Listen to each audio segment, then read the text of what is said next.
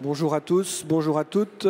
Merci de nous avoir rejoints pour cette nouvelle table ronde et on est ravis de vous accueillir.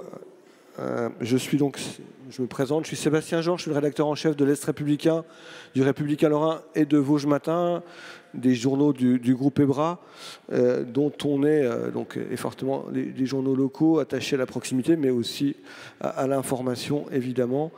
On est là pour évoquer avec nos 4 invités le sujet sur la démocratie peut-elle survivre au nouveau régime médiatique. Un vaste sujet qu'on va aborder avec Cécile Prieur, qui est journaliste et directrice de la rédaction de l'Obs, après une carrière au sein du journal Le Monde, avec Nathalie Rastoin, qui est présidente et fondatrice de Polytane, un cabinet de conseil de communication, membre également de l'Institut Montaigne et ex-directrice générale du groupe Ogilvy. Elle a également écrit avec Batoul Hassoun, un livre qui s'appelle « Un caillou dans la chaussure, l'humain au cœur de l'entreprise ».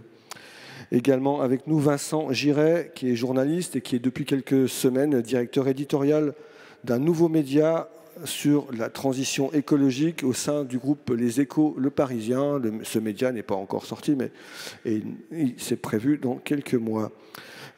Et enfin, on se retrouve également avec Jean-Louis Missica, qui est sociologue, directeur de la rédaction de La Grande Conversation, auteur de plusieurs ouvrages, dont le dernier avec Henri Verdier, qui était sorti l'an dernier et qui s'appelait « Business de la haine, Internet, la démocratie et les réseaux sociaux ».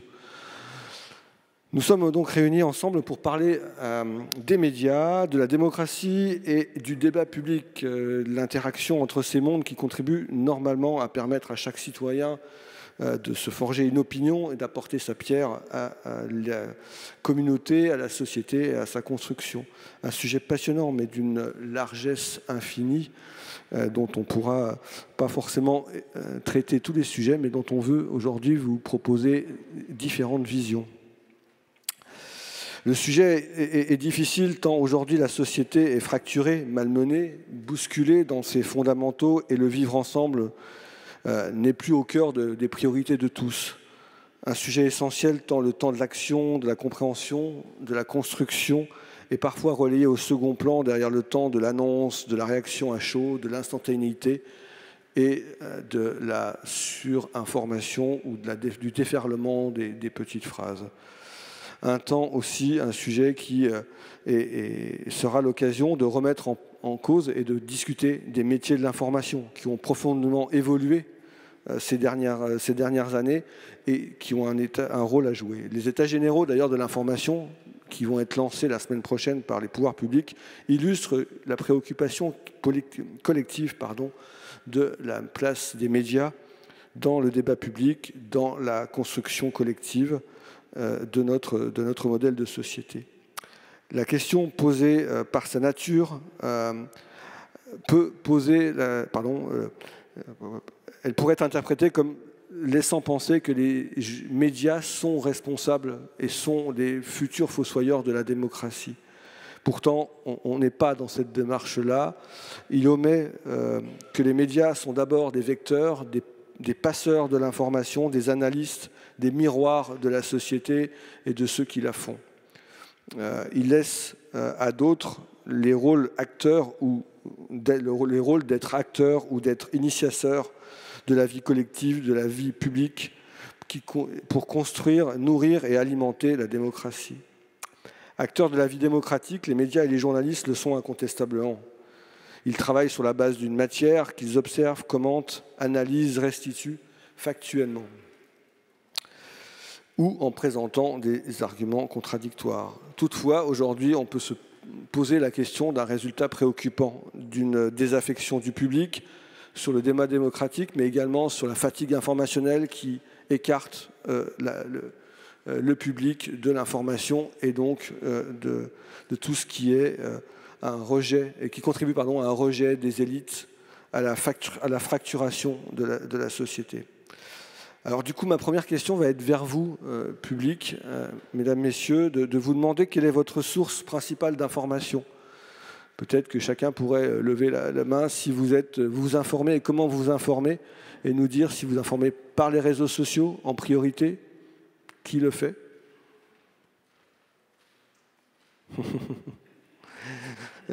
La presse écrite, ça va nous rassurer quelques-uns.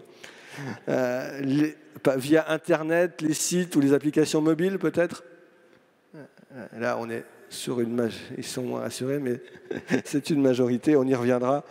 Et puis la télévision, et j'entends par là la télévision et la radio. Oui, pardon, merci. Ouais, ok. Pour commencer, au regard du sujet, je vais inviter nos 4 invités et commencer peut-être par demander à Vincent Giret de nous donner leur vision de ce qu'est un régime médiatique et notamment cette vision de ce qu'est aujourd'hui ce monde des médias et comment ils l'interprètent. Bonjour à tous. Là, je vous ai vu lever les mains et j'ai vu certains d'entre vous lever plusieurs fois la main. Ce qui prouve bien qu'on est chacun dans une combinatoire, en fait. On va peut-être en priorité sur les réseaux sociaux, mais on va aussi lire des médias traditionnels, écouter une radio, peut-être une chaîne de télévision, une application spécifique. Et ça donne tout à fait une idée de l'usage des médias aujourd'hui. Ce que je peux simplement essayer de faire pour répondre à ta question, c'est dire comment un journaliste qui est passé par différents médias a vécu ce changement de régime médiatique et je dirais même ce dérèglement médiatique. Je pense qu'il faut vraiment parler de dérèglement. Pardon, je n'ai pas précisé, Vincent, que tu étais il y a encore quelques semaines directeur de l'information de Radio France. C'est pour ça que je suis encore un tout petit peu intéressé par la radio et par l'audio. Mais il y a quand même quelques mains qui se sont levées pour dire qu'ils écoutaient encore de l'audio ou de la radio. Non, ce que je voulais vous dire, c'est dans mon métier, depuis 2 décennies, on a vécu une série de ruptures. Mais vraiment des ruptures qui ont été fondamentales et qui transforment le système médiatique, mais qui transforment aussi et qui même fait turbuler le journalisme aujourd'hui, au point d'ailleurs que ce dérèglement est peut-être une menace tout à fait réelle sur la démocratie, pour la démocratie, et qu'il est urgent d'y réfléchir collectivement et que les journalistes devraient aussi y réfléchir davantage. La première rupture, vous l'avez illustré chacun à votre manière là, c'est bien la rupture technologique. L'iPhone, c'est 2007, c'était hier. Vous voyez bien qu'il n'y a jamais dans l'histoire des technologies, une technologie s'est déployée aussi massivement et aussi rapidement. Donc ça, c'est vraiment un premier élément extrêmement spectaculaire. Le deuxième élément, deuxième rupture, vous en avez donné une illustration là, c'est la rupture des usages. On ne consomme plus de l'information, du divertissement, comme il y a 2 décennies. Vous avez une multitude de choix et ces usages sont encore en train de se transformer. On parlait de la radio actuellement, on s'aperçoit que l'audio, que le podcast est en phase ascendante. Vous êtes de moins en moins nombreux à écouter la radio tous les jours, mais de plus en plus nombreux à écouter de l'audio différemment. Donc ça, c'est une rupture des usages qui continue. La troisième rupture, c'est la rupture des modèles économiques, c'est celle sans doute aussi la plus inquiétante, la plus déstabilisante, puisque le modèle économique des médias depuis la fin du 19e siècle est complètement cassé. Avant, les entreprises avaient besoin des médias d'information pour toucher leurs clients. Vous voyez bien qu'aujourd'hui, les entreprises n'ont plus du tout besoin des médias d'information pour toucher leurs clients. Il y a encore un peu de pub dans les médias, mais et en plus, dans l'économie numérique, dans cette rupture numérique, vous avez quelques géants qui captent jusqu'à 80% de la publicité sur le numérique. Google, Facebook et Amazon. Donc tout ça a réduit considérablement les modèles de ressources des médias traditionnels. Donc le modèle économique est cassé et aujourd'hui, honnêtement, il n'y a pas beaucoup de modèles économiques pour l'information. Il y a des très grandes marques qui parviennent à trouver un équilibre grâce à des investisseurs ou à des protecteurs économiques très puissants, dont ce n'est pas d'ailleurs l'activité principale. Mais on voit bien que le modèle économique reste une préoccupation constante des métiers de l'information. Et ces 3 ruptures dont je vous parle, la technologie, l'usage, le modèle économique, il y a un Américain qui s'appelle Martin Gurry qui définit ces ruptures comme des plaques tectoniques qui bougent, vous voyez. Et ces 3 plaques qui ont bougé, elles ont provoqué une 4e rupture, c'est la rupture de l'information. Et qu'est-ce qui se passe à ce moment-là? Ce tremblement de terre, il a généré un tsunami. Le tsunami, c'est le paysage, c'est le système médiatique dans lequel nous sommes. Nous sommes assaillis d'informations, chacun d'entre nous est devenu un émetteur, on like, on met des photos, on commente, et la quantité d'informations double depuis le début de l'histoire de l'humanité, double tous les 2 ans. Vous voyez la puissance du flot d'informations qui nous assaille, dans lesquelles on se débat aujourd'hui. Donc ça, c'est vraiment un élément fondamental et ça explique la fatigue informationnelle dont vous parliez, qui est un élément majeur. Un Français sur deux estime qu'il a une fatigue informationnelle parce que nous sommes bombardés par des notifications à tout va, par des chaînes d'infos, par une accélération aussi de l'information. Et ce tsunami, il a embarqué beaucoup de choses. Il a embarqué, je termine là-dessus pour laisser mes camarades s'exprimer, mais il a embarqué les digues de confiance traditionnelles des médias. Et ça, c'est une préoccupation majeure. Avant, on savait, on faisait confiance à tel média, on était abonné à un journal, quel que soit le journal d'ailleurs, l'Humanité, le Figaro, Le Monde, l'Équipe, quelque part. On avait une même représentation du monde ou à peu près. Et là, ce tsunami fait qu'aujourd'hui, en fait, le champ de l'information est devenu totalement horizontal, dérégulé, hyper concurrentiel et toxique. On voit bien qu'en plus, maintenant, il y a des officines, il y a des États qui jouent avec ce système médiatique et avec ce paysage médiatique aussi pour pousser des narratifs qui peuvent affaiblir nos démocraties. Donc c'est ça le nouveau dérèglement médiatique et qui pose un énorme problème collectif. Il y a des réponses, il y a aussi une responsabilité des journalistes là-dedans et en tout cas il y a une responsabilité maintenant pour essayer de reconstruire ces digues de confiance. Mais en tout cas on a un paysage qui est tout à fait préoccupant et dans ma génération on l'a vraiment vécu aussi comme ça. Et aujourd'hui, on travaille bien évidemment sur des solutions aussi éditoriales pour essayer de faire face et de défendre une certaine idée de l'information. Cécile, pardon. Non, peut-être d'autres. Oui, j'étais plutôt parti sur faire le tour d'horizon des journalistes et puis après peut-être passer la parole. Je peux tout à fait prendre la parole. Écoute. Bon, d'abord, moi, je suis absolument d'accord avec ce qu'a dit Vincent, qui a très bien brossé le tableau qui nous agite depuis une vingtaine d'années. Donc, rupture technologique, rupture des usages et évidemment, gros poids sur notre business model, comme on dit en termes anglo-saxons. Donc, c'est vrai que c'est un paysage qu'on pourrait trouver préoccupant, mais moi, je tiens quand même à apporter une note un petit peu plus optimiste dans ce paysage. Puisqu'en fait, quand on parle de champ médiatique, alors moi, j'aime pas le terme de régime médiatique, parce que, d'ailleurs, je ne comprends pas ce que c'est qu'un régime médiatique. Par contre, il y a un espace public, il y a des médias, il y a des nouveaux acteurs dans cet espace public, que sont les réseaux sociaux, bien sûr. Donc ça, c'est des acteurs qui ont diffracté considérablement la manière dont l'information circule dans le monde aujourd'hui. Mais en même temps, il faut bien savoir que ça a été quand même d'abord aussi un progrès, les réseaux sociaux. Ça a été quand même une libération et une utilisation de la parole par les citoyens partout dans le monde. Donc en fait, c'est une rupture technologique sur laquelle on ne reviendra pas. Ceci étant, bien sûr, il y a des effets de conversation mondiale qui peuvent être totalement anarchiques. Il y a des effets de polarisation extrêmement forts.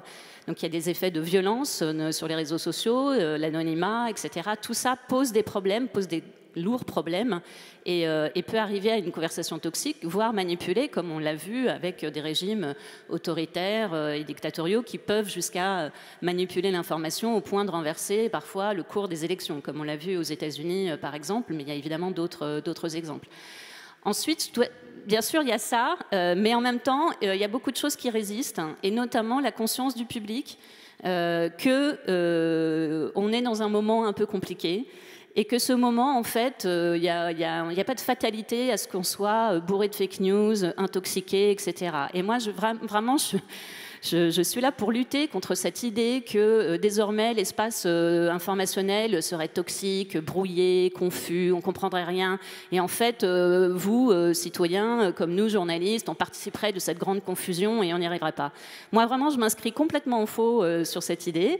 D'abord parce qu'en fait, quand on dit les gens s'informent sur les réseaux sociaux, on a toujours l'impression de le déplorer, comme si c'était vraiment mal de s'informer sur les réseaux sociaux et comme si on s'informait mal sur les réseaux sociaux.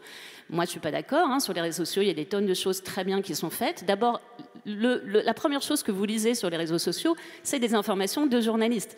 Puisqu'en fait, les réseaux sociaux véhiculent nos propres papiers, sont des plateformes aussi pour nos articles. évidemment avec des effets économiques qui sont parfois très lourds et qui ont aussi des effets délétères sur nos modèles économiques. Mais ce qui circule, hein, c'est aussi de la bonne information et de l'information de qualité. Vous voyez les articles du Parisien, des Échos, du magazine L'Obs que je dirige notamment, mais aussi du service public de l'information, Radio France, etc. Donc il y a ça, et évidemment il y a plein d'autres choses, et notamment il y a tout ce que les citoyens ont fait émerger de paroles, et donc tout aussi ce qu'on appelle les influenceurs, ce qu'on appelle aussi des citoyens, des jeunes gens parfois, qui se sont érigés comme véhicules d'information. Donc oui, bien sûr, ça nous met, nous, en cause en tant que journalistes, et ça nous conduit aussi à s'interroger sur la validité de l'information, mais je pense quand même que le public n'est pas aussi naïf et aussi crédule qu'on le croit, et qu'il est capable de faire le tri, et que, en fait, de plus en plus, ça culture l'idée que, finalement, l'information, c'est quelque chose de précis, qui se construit avec des journalistes, qui vont chercher des informations, qui révèlent les informations, et que c'est une idée qui n'est pas perdue dans le public, et sur lequel, moi, je pense, en fait, que même si on est dans un moment un peu compliqué, en fait, cette éducation aux médias est en train de se refaire petit à petit après un moment de confusion. Donc ça, moi, j'y crois beaucoup, et je dois dire que, en fait, pour moi, la solution, elle passe d'abord par le journalisme, c'est-à-dire que la qualité de ce qu'on fait nous, les informations qu'on révèle, la force de notre travail et la légitimité de notre travail. Et ça, vraiment, j'y crois profondément. Oui, le journalisme est important pour la démocratie. C'est aussi le journalisme qui permet de révéler les faits que le pouvoir veut nous cacher, éclairer des grands événements du monde comme le Covid, aller sur des terrains difficiles comme la guerre en Ukraine, etc. C'est ça le journalisme. Et ça c'est la force des informations, elle ne s'est pas du tout démentie. Pas du tout. Voilà. Et l'autre chose que je voulais vous dire, c'est que l'autre solution, pour moi, c'est vous. Voilà. C'est-à-dire qu'en fait, la solution à la crise du journalisme et à la crise du modèle économique, c'est les lecteurs. C'est le soutien que les lecteurs éclairés doivent apporter aux journaux de qualité. Il faut nous acheter, il faut vous abonner. C'est comme ça qu'on défend un espace public démocratique aussi en France aujourd'hui. Voilà. Merci Cécile pour ce plaidoyer. Jean-Louis Mussica, vous avez un regard quand même un peu différent sur le régime, le régime médiatique et notamment sur l'emballement qu'il peut y avoir autour de ça et ses conséquences. Non, mais je trouvais très intéressant ce que vient de dire Cécile, parce que effectivement, d'abord un débat, ça a besoin de points de vue contradictoires. Et donc là, on est servi parce qu'effectivement, je ne pense pas du tout la même chose qu'elle, mais je comprends très bien le point de vue qu'elle défend, et je l'admets bien volontiers. Le problème, c'est pas le fait que des plateformes comme Twitter ou comme TikTok ou comme d'autres ou comme Facebook permettent à l'ensemble des citoyens, à toute personne qui le souhaite, de s'exprimer. Ça, c'est un immense progrès démocratique. Un immense progrès démocratique. Le problème, c'est le modèle économique de ces plateformes. Et qu'est-ce que c'est que le modèle économique de ces plateformes? C'est ce qu'on appelle l'économie de l'attention. C'est le fait que les algorithmes de recommandation sont construits pour maximiser ce qu'on appelle l'engagement. Et en fait, ces algorithmes de recommandation ne sont pas neutres du tout. Et malheureusement, je serais ravi que ce soit le contraire, mais malheureusement, ces algorithmes de recommandation ne vont pas favoriser la bonne information contre la mauvaise. Ils vont favoriser tout ce qui met les gens en colère, tout ce qui provoque des réactions épidermiques, tout ce qui fait qu'on a envie de réagir, parce que l'économie de l'attention repose sur non seulement la durée de consommation de la plateforme, mais surtout sur le fait qu'on revienne le plus souvent possible consulter la plateforme. Ça, c'est le modèle économique de Facebook, c'est le modèle économique de Twitter, c'est le modèle économique de TikTok. Et ce que l'on sait, parce que ça a été démontré par des chercheurs, par des études, et ça a été également confirmé par des lanceurs d'alerte, comme Madame Hagen, qui travaillait chez Facebook. Ce que l'on sait, c'est que ça a des effets dévastateurs absolument dévastateur. Les gens sont dans des bulles de filtre. Nous sommes tous dans des bulles de filtre. On croit toujours que la bulle de filtre, c'est pour les autres, mais c'est pas vrai. La bulle de filtre, nous y sommes. Si vous êtes anti-vax, vous allez consommer des infos anti-vax. Et effectivement, si vous n'êtes pas anti-vax, vous allez vous dire ah ben pour finir, c'est bien. Sur Twitter, sur Facebook, il y a que des infos qui correspondent à ce que je pense. Et d'autre part, ce modèle économique, il a des effets rétroactifs sur les grands médias. C'est là où je ne suis pas en complet accord avec vous. C'est que ce modèle économique, il va favoriser les médias d'opinion. Fox News aux États-Unis, CNews en France, ce sont des médias dont l'impact est largement supérieur à la maigre audience qu'ils font. Alors, quand on regarde l'audience de CNews, on peut se dire, oh ben pour finir, c'est pas bien grave. Non, le problème, c'est pas CNews. Le problème, c'est CNews sur les réseaux sociaux. Et donc, ce que je veux dire, c'est que, et c'est ça le nouveau régime médiatique. La question, si vous voulez, pourquoi est-ce que moi je parle de nouveau régime médiatique? C'est que je considère que dans un système démocratique, le système médiatique joue un rôle fondamental. Et ça, je suis entièrement d'accord avec vous. Les journalistes sont absolument essentiels au bon fonctionnement de la démocratie. Simplement, à un moment donné, la question qu'on doit se poser, c'est qui contrôle l'agenda médiatico-politique? Et la grande révolution, le passage de l'ancien régime médiatique au nouveau régime médiatique, c'est que l'agenda politique était contrôlé par les médias centraux, par les médias mainstream, comme on dit aujourd'hui, par l'Obs, par Radio France, par l'Est républicain.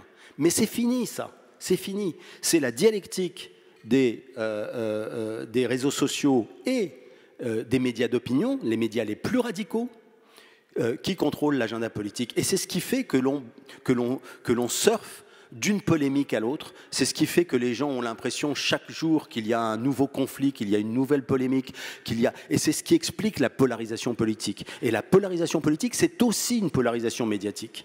Et c'est ça qu'il faut comprendre. Ce qu'il faut comprendre, c'est que tant que nous serons dans un modèle économique qui favorise la polarisation politique et la polarisation médiatique, alors la démocratie sera en danger, parce que les médias ont une fonction démocratique essentielle, qui est celle d'animer le débat politique de telle façon que l'on trouve des solutions.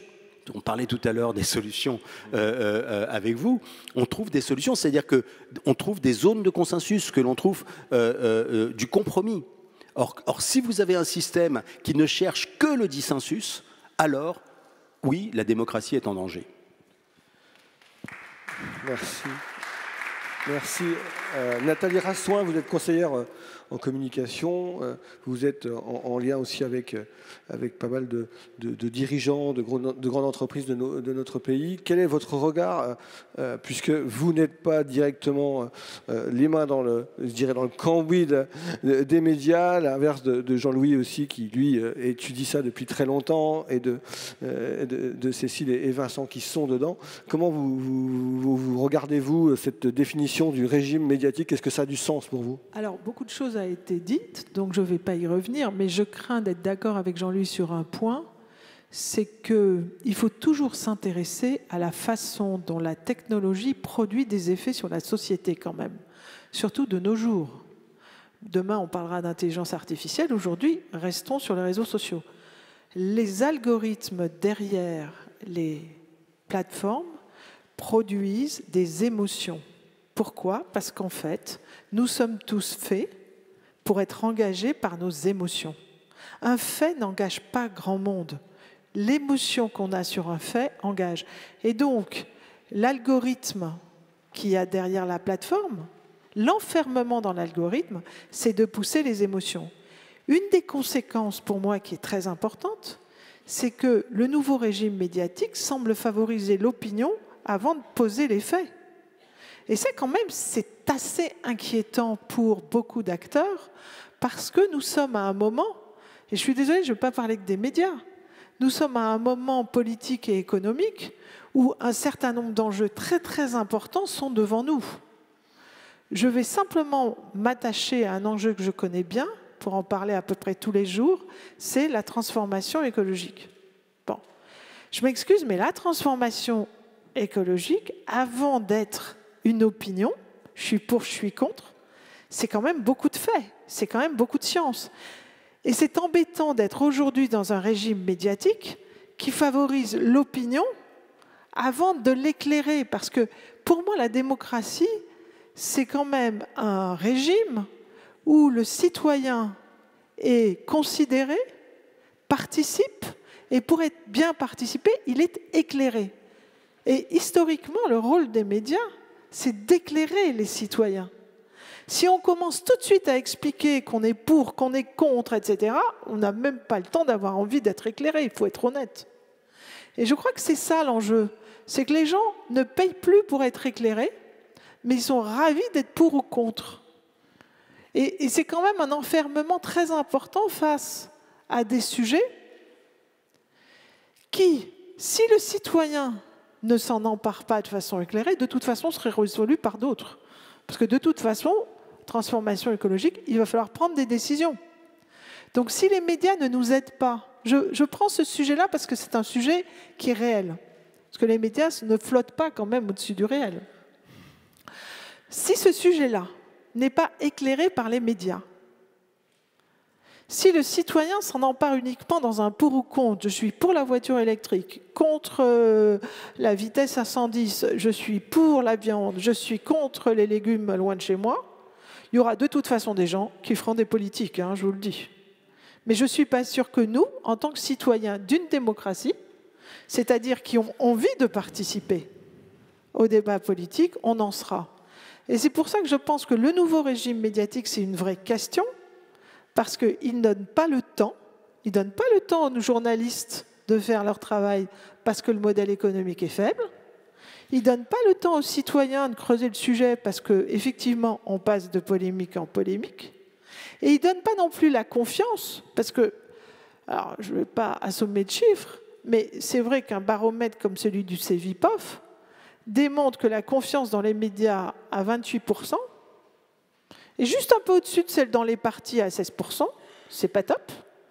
Et il faut, pour passer au-dessus de 50%, s'intéresser aux PME, aux universités, c'est-à-dire finalement à des gens qui ont des politiques, qui prennent le temps de poser les problèmes, etc. Donc ce qu'il faudrait aujourd'hui, c'est se poser la question en tant que citoyen démocratique, de comment on rééquilibre aussi le temps, et comment finalement on reprend le temps de s'éclairer en tant que citoyen, parce que je le redis encore, une démocratie, c'est un endroit où le citoyen est éclairé.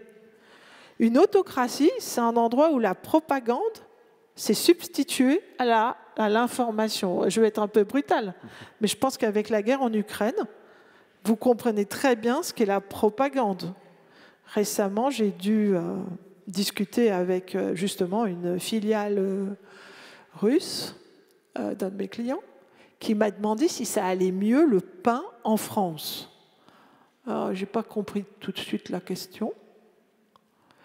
Et en fait, ils ont repris quelque chose qu'ils avaient fait dans les années 60.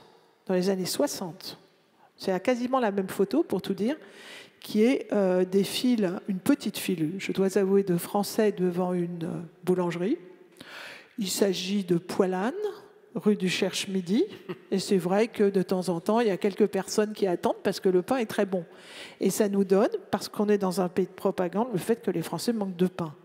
Moi, je préférerais être encore du côté d'une démocratie où on a le droit, effectivement, de discuter, mais quand même après avoir su le réel, vous voyez. Et c'est ça, moi, ma plus grosse inquiétude. C'est revenir aux faits, à la science, au réel, et à l'obligation d'éclairer nous tous. Voilà. Merci. Alors, est-ce que justement ces constats, est-ce que sur le mode de fonctionnement aujourd'hui de notre système médiatique, de notre régime, de nos médias, peuvent nourrir une inquiétude et mettre en difficulté la démocratie, parce que vos constats montrent que tout est perfectible, même si on a une volonté dans les médias de se transformer et d'aller continuer à aller chercher l'information pour peut-être éclairé encore, parce que la plupart des journalistes ont envie de contribuer à ça, et c'est leur première motivation à faire ce métier. Est-ce qu'on est, Cécile, une menace pour la démocratie? Est-ce que les médias sont une menace pour la démocratie? Au regard de notre... pas les médias ou le régime, enfin le nouveau système décrit, pardon. Je ne sais pas si mon micro fonctionnait. Alors, je ne pensais pas venir ici pour répondre à cette question, honnêtement. Est-ce que les médias sont une menace pour la démocratie? Là, ça m'inquiète un peu, si je puis dire. Eh bien, je vais essayer de répondre comme je peux à cette question en déconstruisant cette notion de médias qui me paraît bien floue, comme celle des hommes politiques, comme celle... voilà. Donc, dès qu'on fait en fait des grandes généralités, on a du mal à savoir de quoi on parle. Alors, les médias, bien sûr, c'est tout un système d'organes de presse différents, d'organes médiatiques différents, mais les médias en France, si on prend le champ français, ce sont beaucoup de professionnels qui sont par ailleurs réglementés. Les journalistes n'est pas une profession qui est non réglementée. Enfin, elle n'est pas réglementée, mais elle est régie par des règles éthiques et par des organisations, notamment l'organisation de la carte de presse. Donc, voilà, ce sont des vrais professionnels qui sont formés en école de journalisme. C'est un vrai métier. Donc, déjà, ce n'est pas la jungle médiatique. En tout cas, je le récuse. Et par ailleurs, il y a des médias qui vont fortement bien et qui sont même très puissants. Par exemple, les médias du service public. Donc on a la chance en France d'avoir un service public très fort au travers de France Télévisions, au travers de Radio France, Vincent peut en témoigner. Et je ne suis pas d'accord avec le fait que ce serait CNews qui guide le débat public en France.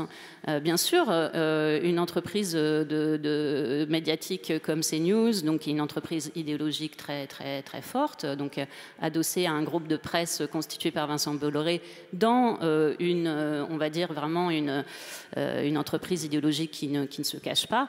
Bien sûr, ça a de l'influence, ça a du poids et ça structure une partie de l'espace public, mais heureusement pas que. Voilà.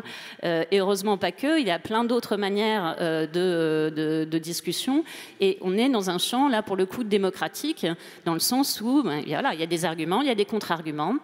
Il y a des faits qui sont débattus. Bien sûr, il y a aussi des fake news, il y a aussi de la manipulation de l'information, etc., relayée notamment par les réseaux sociaux et par tous les canaux. Et nous sommes dans des bulles de filtre. Je suis tout à fait d'accord avec vous, Jean-Louis. Je ne mésestime pas les effets délétères de tout ça, mais je pense qu'il ne faut pas non plus être naïf. Et si on fait un petit peu d'histoire, remettons-nous, je ne sais pas, 70 ans en arrière, sous la Troisième République, la presse était extrêmement polarisée, elle était très, très politique.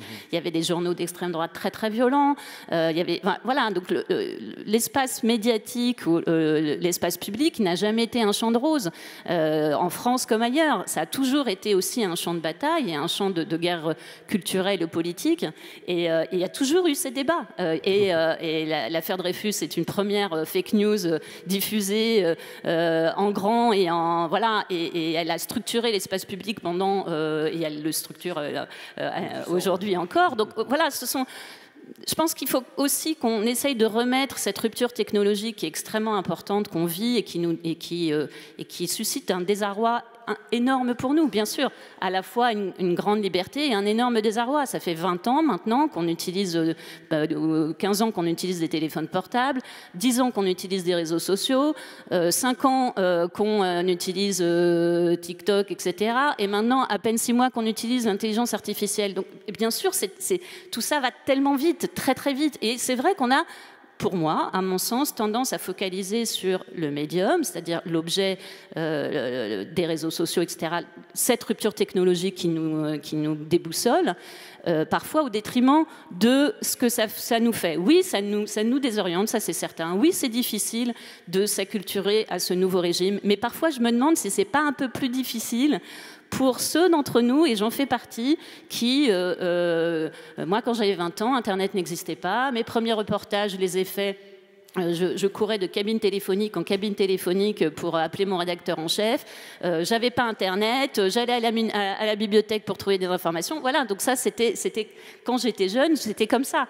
Et peut-être aujourd'hui, enfin, je vois quand les jeunes qui ont 17 ans, 20 ans, 25 ans, je n'ai pas l'impression qu'ils sont naïfs face à l'information. J'ai au contraire l'impression qu'ils sont très en pointe sur qui fait quoi et comment s'informer. Et oui, bien sûr, ils subissent, comme nous tous, un bombardement d'informations et il y a une fatigue informationnelle. Et je pense que ça, c'est un vrai sujet. Ça, vraiment, pour moi, c'est effectivement comment on continue à ce que l'information ne devienne pas quelque chose dont les citoyens en ont marre et qui fait qu'en fait, ils se replient sur eux-mêmes et que du coup, ils ne font plus lien tous ensemble. Ça, pour moi, c'est un vrai sujet de préoccupation.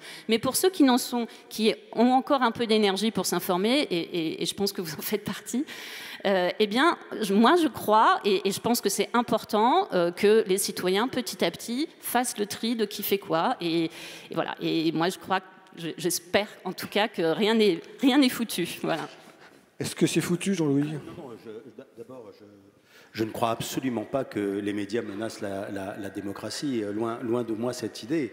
Et d'autre part, je ne pense pas que ce soit foutu. Je voudrais surtout préciser un point par rapport à ce que vient de dire Cécile, parce que moi-même, j'ai comparé dans mon bouquin la situation actuelle avec celle de la presse antisémite française des années 1900, et notamment avec l'affaire Dreyfus. Je ne pense pas que le sujet, ce soit la rupture technologique. Je pense que le sujet, c'est la faillite de la régulation. Ce n'est pas la même chose. On va y venir après. La faillite de la régulation. Alors, je vais expliquer pourquoi. Les démocraties ont connu 3 grandes ruptures technologiques. La presse grand public, ce qu'on appelait la penny press ou la presse populaire, c'est-à-dire le passage d'une presse qui était réservée à une élite à une presse qui s'adressait à tout le monde. La radio et la télévision, qu'on peut dater pratiquement d'après la Seconde Guerre mondiale. Et puis bien sûr, Internet, le web et les réseaux sociaux, 3 choses qui ne sont pas exactement les mêmes, mais enfin je ne vais pas rentrer dans les détails parce qu'on n'a pas le temps. Mais ce qui est très intéressant quand on regarde l'histoire des médias, c'est que très vite le législateur s'est emparé du problème. La loi sur la presse, c'est 1881. Voilà. Et là où j'ai un petit désaccord avec vous, Cécile, c'est qu'il faut se rendre compte qu'au moment où la loi sur la presse a été votée, la presse d'opinion était dominante. Mais simplement, ce que l'on voyait, ce que les historiens ont montré depuis, c'est que la presse d'information était en train de bouffer la presse d'opinion. Et malheureusement, je ne vois pas cette situation aujourd'hui. Vous voyez. Deuxièmement, quand la radio et la télévision sont apparues, mais les législateurs ont fait des lois, mais qui aujourd'hui paraîtraient comme liberticides. En France, on a voté l'interdiction de la télévision privée et de la radio privée. On a voté le monopole d'État sur la télévision et sur la radio, monopole qui a duré une bonne 40aine d'années. Et bien évidemment, les lois sur l'audiovisuel, et aux États-Unis, c'est la même chose. Je parle beaucoup dans mon livre de la Fairness Doctrine, parce que la Fairness Doctrine a structuré le débat politique américain. Et c'était quoi la Fairness Doctrine? C'était l'obligation qui était faite aux radios et aux télévisions de rendre compte de façon équilibrée et honnête des grandes controverses politiques qui agitaient les États ou l'État fédéral. Et qu'est-ce qui s'est passé au moment de l'apparition d'Internet? Rien. Rien. Alors aujourd'hui, oui, il y a le DSA, il y a le DMA, il y a des choses qui sont extrêmement intéressantes et sur lesquelles on pourra revenir. Mais pendant 20 ans, le législateur a regardé se déployer quelque chose qui révolutionnait la façon dont les gens consommaient de l'information, quelque chose qui provoquait quand même des dégâts informationnels, sans rien faire. Alors on peut discuter, on peut se demander, je pense que l'incompétence, malheureusement, et l'explication de cela, plus le fait que c'était un phénomène mondial et que les législations sont nationales. Donc il y a des explications, les politiques ne sont pas totalement coupables, c'était compliqué de réguler, mais il n'y a pas eu de régulation, et je pense que l'absence de régulation explique le fait que nous soyons dans une situation aussi compliquée aujourd'hui. Vincent ? en écoutant chacun d'entre vous, j'ai eu tour à tour, par moments, l'envie de défendre le journalisme, qui est quand même mon métier, et puis d'autres moments, envie de le piquer et de dire on a aussi une responsabilité très forte. Donc il y a des choses qui peuvent paraître paradoxales. Aujourd'hui en France, le niveau de l'information, dès lors que vous êtes prêt à payer pour de l'information, n'a sans doute jamais été aussi bon. On peut le critiquer, on peut trouver tel ou tel média trop idéologique, trop politique, trop je ne sais pas trop quoi. Mais si vous êtes prêt à payer aujourd'hui pour de l'information, le niveau de l'information aujourd'hui est tout à fait exceptionnel. Et sans doute, dans ce qu'a produit historiquement l'histoire du journalisme, on est sans doute, c'est certainement largement perfectible, je vais y revenir, mais en tout cas, il y a un niveau de qualité. Le risque, en fait, c'est que et ça c'est mesuré régulièrement par les gens par exemple du Reuters Institute, c'est que les gens qui sont prêts à payer pour l'information sont d'abord des minorités dans les grandes démocraties et qu'en général c'est entre 10 et 15%. Ce qui signifie clairement qu'il y a un énorme risque, c'est même pas un risque, on est dedans, d'un marché à deux vitesses. La très bonne information qui permet du décryptage, de la profondeur, voilà, qui n'est pas dans le tourbillon dont parlait Jean-Louis, etc., accessible à ceux qui sont prêts et qui ont les moyens et qui sont prêts à payer pour l'information.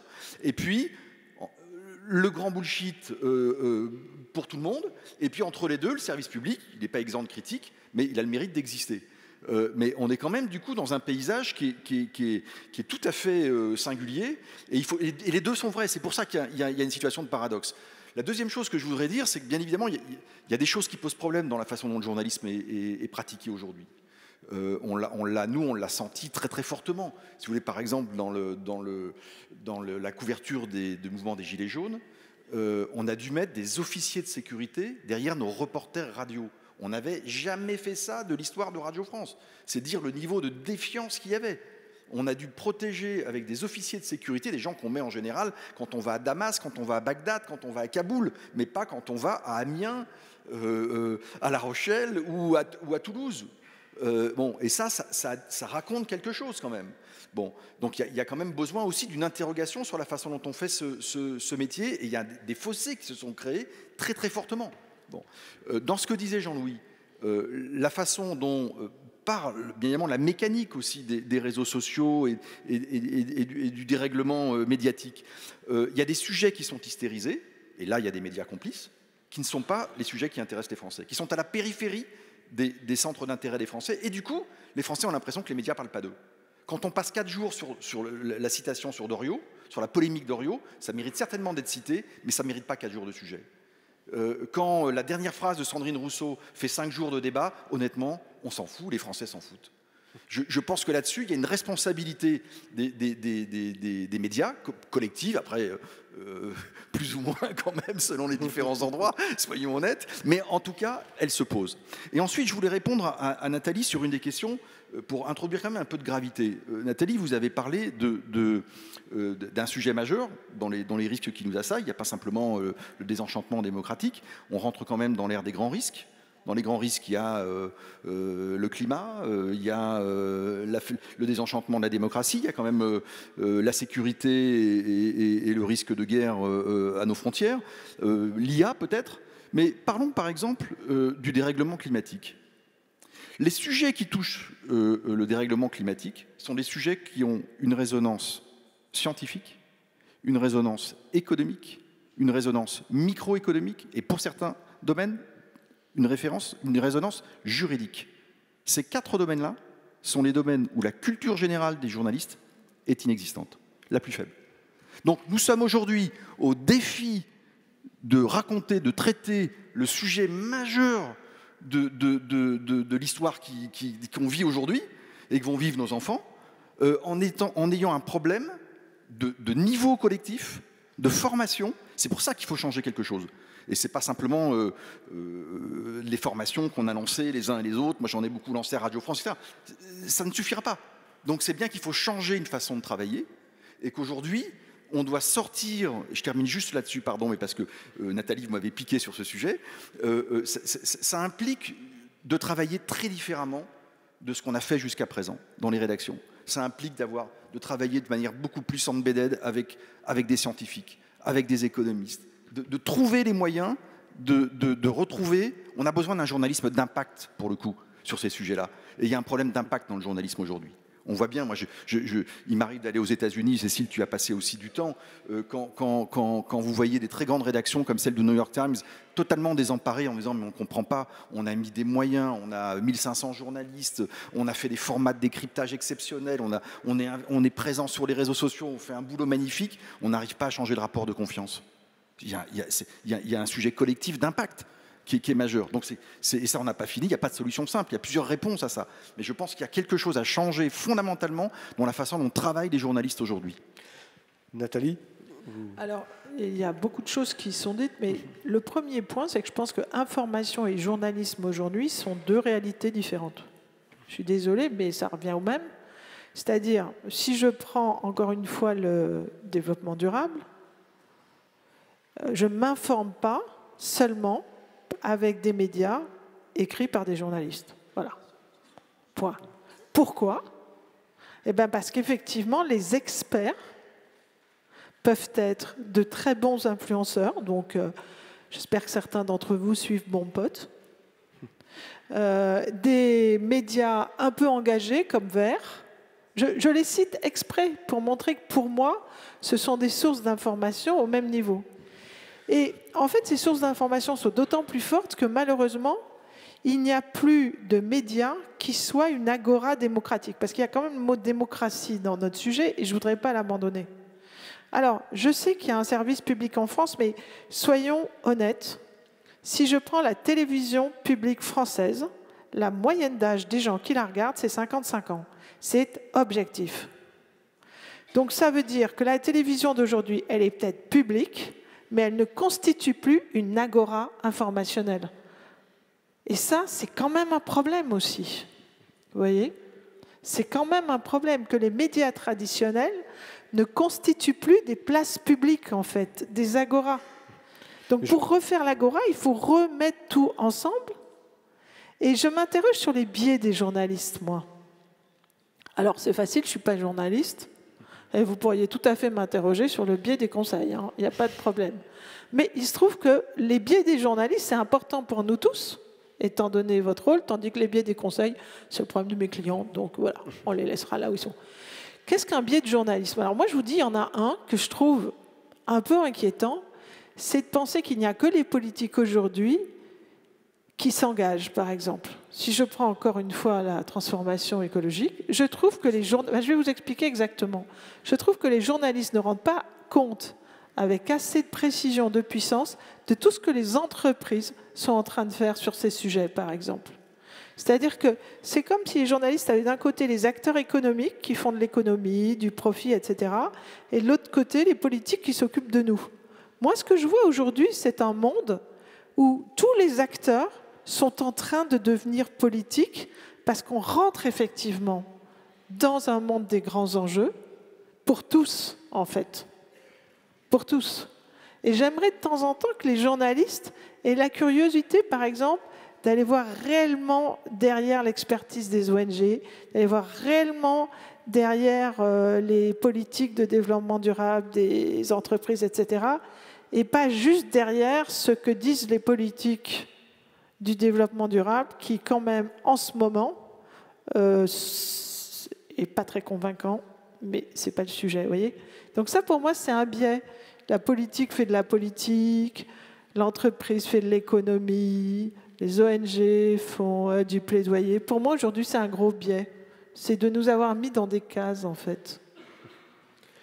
Alors, est-ce que ce biais soulevé par Nathalie est une réalité, selon vous, Cécile ? Est-ce qu'aujourd'hui, on est dans cette phase où, parce qu'on est en permanence poursuivi par le temps, par aussi une société et des acteurs, parce que ce soit les politiques comme les chefs d'entreprise, comme d'autres, ont aujourd'hui une tendance à chercher la petite phrase, à être très réductrice et moins le temps de la réflexion, et peut-être que les médias s'inscrivent et prennent moins le temps de la réflexion pour aller travailler des sujets, comme vous le soulignez, qui peuvent nous permettre d'être en leadership et de reprendre la main et de montrer l'expertise journalistique, et du coup l'expertise journalistique qui contribuerait à développer la pensée collective.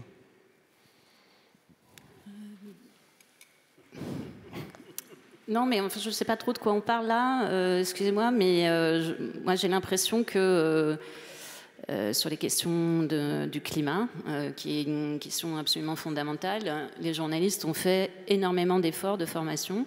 Je suis absolument d'accord avec Vincent quand il dit qu'on est mal équipés, nous journalistes, sur ces questions économiques, ça c'est certain. La plupart des journalistes ne font pas d'études d'économie avant de rentrer en journalisme, ils sont plus intéressés... mais moi aussi, un pur produit, donc ils sont plus intéressés par l'histoire, la géographie, la science politique, et d'autres disciplines.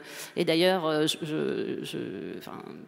pour m'intéresser, comme tout le monde, à la réforme du bac et à ses enjeux, la plupart des jeunes gens qui souhaitent faire journalisme aujourd'hui, en fait, quand ils sont lycéens, ils font la filière qui s'appelle HGSP, j'arrive à le dire, Histoire, Géographie et Sciences Politiques. Voilà, donc c'est vrai, c'est naturellement la formation des journalistes, elle est orientée comme ça, de façon sur une grande culture générale, qui implique de connaître des faits économiques, mais sans doute pas vraiment dans leurs détails. Après, il y a des journalistes économiques qui sont formés pour ça. Ils sont parfois très très bien formés. Et c'est un peu une sous-tribu du journalisme, comme les journalistes politiques en sont une, ou les journalistes culturels en sont une. Donc voilà, il y a des... Voilà. Ensuite, je pense que sur la question de la transition, on va dire cette catastrophe qu'est le dérèglement climatique nous est tombée dessus aussi vite qu'il y a à peine 10, 15 et avec une accélération sur les 5 dernières années, il a fallu se former très vite. Et oui, c'est très compliqué. Oui, maintenant, on s'équipe en faisant alliance avec des scientifiques, ça c'est certain. On l'a toujours fait. Le journalisme, c'est aller voir des experts et les faire parler. C'est rien d'autre que ça, parce que nous, on n'est pas sachants, on est juste des médiums. Donc, on va sur le terrain, on va voir des scientifiques, on va voir des gens qui sont concernés et qui savent de quoi ils parlent et on répercute. Alors, il est possible, je suis d'accord avec vous Nathalie, que la question du traitement des grandes entreprises françaises n'est pas simple en fait. Elle n'est pas simple en matière d'écologie et d'environnement, notamment parce qu'il y a un soupçon. Et ça, c'est vrai que c'est pas simple de travailler avec ça et de faire du journalisme avec ça. Il y a ce qu'on appelle le soupçon du greenwashing. C'est-à-dire qu'en fait, quand on est du côté des médias et aussi quand on est dans le public a souvent cette idée que les entreprises, quand elles se mettent à faire des politiques environnementales ou quand elles font de la RSE, donc de responsabilité sociale et environnementale, ce qui est une obligation légale aujourd'hui, par ailleurs, eh bien, elles font des programmes, parfois elles changent la courbe de leurs investissements et de fait, pour m'intéresser un peu de près à ça, je sais que c'est réel. On sait que, par exemple, les financeurs, comme les banques aujourd'hui, ont un vrai pouvoir d'action, ou les assurances ont un vrai pouvoir d'action aussi sur le champ des entreprises, financent ou ne financent pas des entreprises qui sont on va dire, dans une bonne trajectoire par rapport à la transition, mais que c'est vrai que c'est peut-être, et c'est une bonne interrogation, quelque chose qui n'est pas assez dite ou relayé par les médias. Et sans doute parce que c'est compliqué. C'est compliqué aussi de faire, de parler de ces efforts que les entreprises font sans verser dans voilà, une espèce de « ah bah ça va très bien, finalement cette société fait des gros efforts, etc. » Prenons le cas de Total, qui est une entreprise qui fait couler beaucoup d'encre. Total fait beaucoup d'efforts aussi dans la transition. Voilà. Et en même temps, on sait qu'il y a plein de choses qui ne vont pas. Voilà. Et on sait que on va dire l'entité est très paradoxale et pose d'énormes problèmes et d'ailleurs soumis à de grosses polémiques. Voilà. Donc là, je prends un cas un petit peu paroxystique, donc une entreprise pétrolière, mais en fait, ça se pose aussi quand même. Il y a une tension entre capitalisme et environnement parfois, et donc c'est vrai que c'est des sujets qui sont compliqués et qui sont pour l'instant assez peu encore, ils sont explorés, ça c'est certain. Toutes ces entreprises sont aussi journalistiquement, on les interroge, on les enquête, etc. Nous-mêmes, on a fait plusieurs investigations autour de ça. Mais c'est un sujet compliqué, voilà, délicat, parce que technique aussi, et aussi parce que il faut pouvoir faire la part des choses entre communication, et là, c'est plus votre casquette, et justement information. Alors ça, c'est profondément juste. Mais je voudrais dire que je trouve que les politiques font beaucoup de communication et on leur dit rarement. Et je voudrais aussi dire très simplement que la communication, c'est dire ce qu'on fait, c'est pas dire à la place de ce qu'on fait. Et c'est bien ce qu'on demande aux médias. C'est d'extraire les faits et pas les phrases, en fait. Vous voyez ? C'est pour ça que je suis pour un rééquilibrage, en fait, pour la démocratie, de ne pas juste entendre d'abord ce que pense le politique, mais savoir ce que pense le citoyen, ce que pense l'entreprise, ce que pense l'ONG, ce que pensent tous les acteurs. Parce qu'encore une fois, la démocratie, c'est la place publique. Et la démocratie participative, pour moi, et je l'ai dit depuis tellement d'années, c'est un complément de cette démocratie actuelle qui n'est pas si portée que ça par le nouveau régime médiatique, qui est un régime de fragmentation. Et en fait, un régime médiatique qui est un régime de fragmentation, c'est l'inverse de la capacité de se parler, finalement. Et c'est quand même ça la question. Donc, ce n'est pas les médias ou les journalistes tels qu'ils sont un par un. C'est le fait de ne plus avoir un régime qui crée des places où on se parle quand on n'est pas complètement d'accord, pour créer du consensus. C'est bien de ça dont on parle quand on dit la démocratie. Parce qu'il faut créer des majorités, il faut créer des consensus. Vous voyez ? Donc ce n'est pas tellement les médias, j'allais dire, traditionnels qui doivent continuer, qui doivent effectivement quand même intégrer la science, etc., dans la culture générale. Moi, je pense que la culture générale aujourd'hui, c'est aussi de la science, pour tout vous dire, et pas que de l'histoire géo, mais bon. C'est le fait que chacun est dans son silo, et qu'à un moment, on n'a plus cette place publique qui est la démocratie, en fait. Pour moi, c'est un peu de ça qu'on parle, finalement. Jean-Louis Mujica, vous pensez que c'est aussi dans de ce silo et le fait qu'on n'arrive plus à s'adresser et à être au plus près des préoccupations, comme le soulignait aussi tout à l'heure Vincent ? Oui, bien évidemment. Ce qui se passe, c'est que l'espace public est de plus en plus fragmenté. Il est de plus en plus explosé. On parle d'agora, on parle de place publique, on parle d'espace public, enfin peu importe la terminologie qu'on emploie. L'idée, c'est que la démocratie fonctionne sur la base de la délibération des citoyens. Et la délibération des citoyens repose sur l'idée qu'il y a une confrontation des opinions.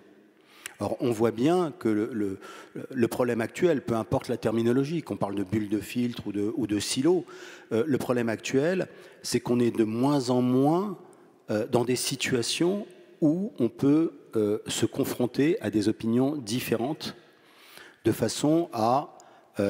Or, pourquoi c'est important la confrontation des opinions ?